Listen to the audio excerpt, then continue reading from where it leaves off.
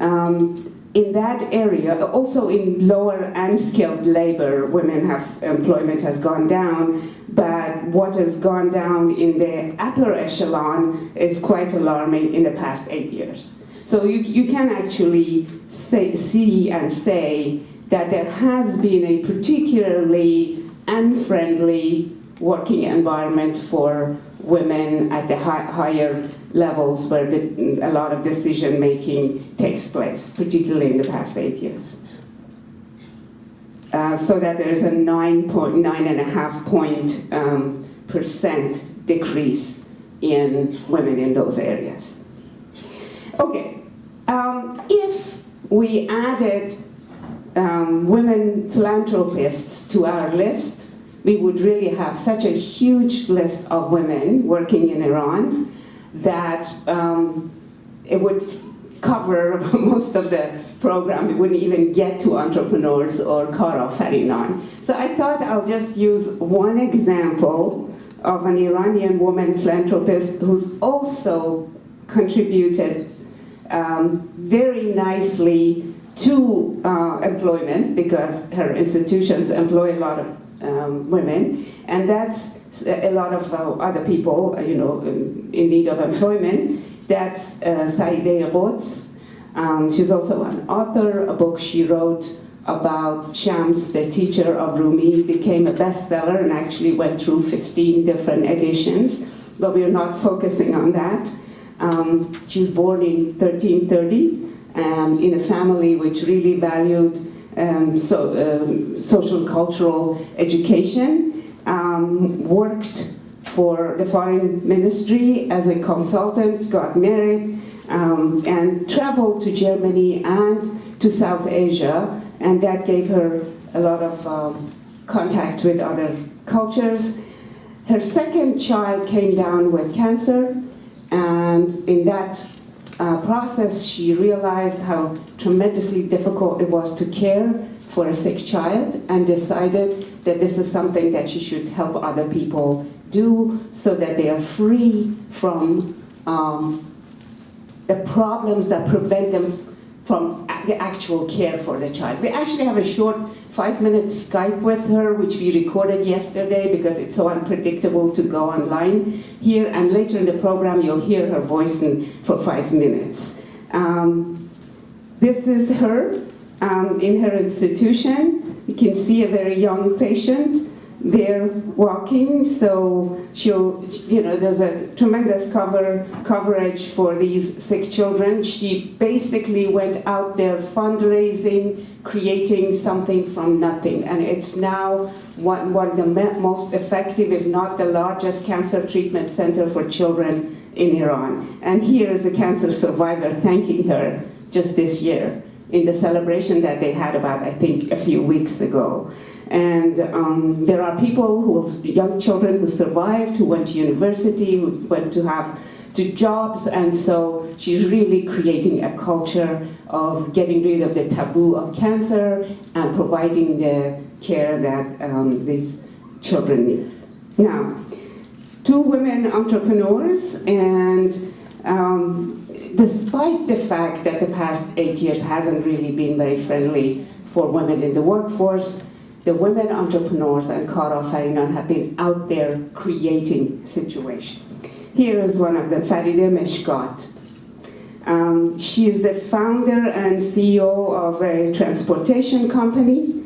When she did it, it was during the Iran-Iraq war.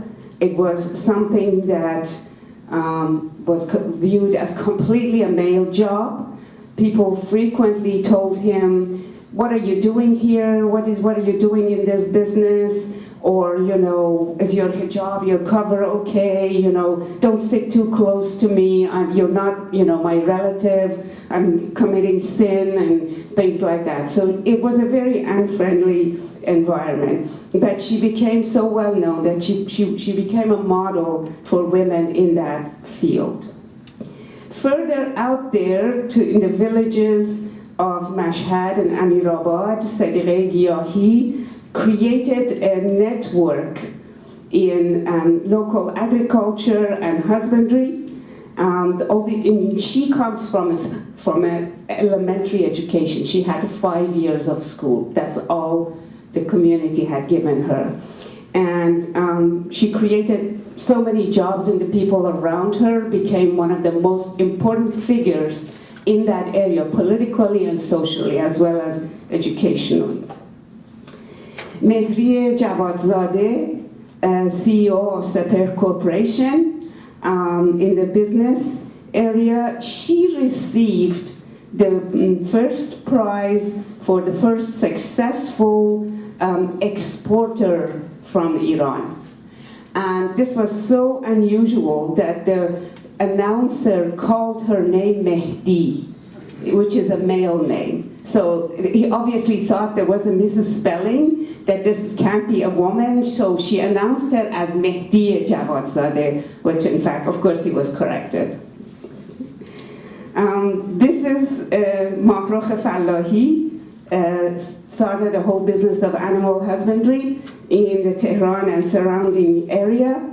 And again, she became a prominent businesswoman, won many prizes. She is very proud of the fact that her cows always won the gold medal as the gold medalist cows of Iran. So she always talks about that. But she also talks about the fact that she has to drive the truck herself. She had to carry things herself. It was just not an environment that was ready for that, but nonetheless, she went along. She is now in her 70s, very much respected, consulted by the government, and you can see from her picture that she's been able to manage that. This is Turan Mirhadi. Many of you know her by name because she is the founder of the Encyclopedia for Children and Young Adults. She's in her 80s, a tremendously influential figure and founder of the books for children in Iran. Again, she's, all of these women are trendsetters, people who around themselves have created a wave for what they are doing. This is Masumeh Nur Mohammadi, photographer and documentary maker and entrepreneur. Very young, she's in her 30s, and she lost her father when she was 12. Worked her way up at first by weaving carpet, which is a very difficult job and low-paid job. Realized that she's interested in photography. Thank you, that's a great idea. She realized that she's interested in photography and followed that. This was in a village life in southern Khorasan. Today she has her photography studio. She's a documentary maker. She has a website. She's a tremendous force of energy and building and create, and she's also part of the entrepreneurs organization. And Laya Royai, actually she received the prize for the top woman entrepreneur in Iran. And she trained in business school. And she started a business of creating Teflon dishes during the war. Actually, during the Iran-Iraq war, a lot of women used the opportunity and came into the scene of creating things and stayed there afterwards. But after that, she went to printing, and she was a very successful businesswoman and immediately, of course, connected with other women entrepreneurs and job creators. I can go on forever, but I want to introduce to you the president of the Iranian Women Entrepreneurs, Firuzeh Saber. We have been in almost daily contact in the past few weeks. She has provided me with all the information you were seeing, and we had to cut tons of things so that we could actually fit in this few minutes. And she is herself a founder of the idea of having entrepreneurship and creating jobs for others.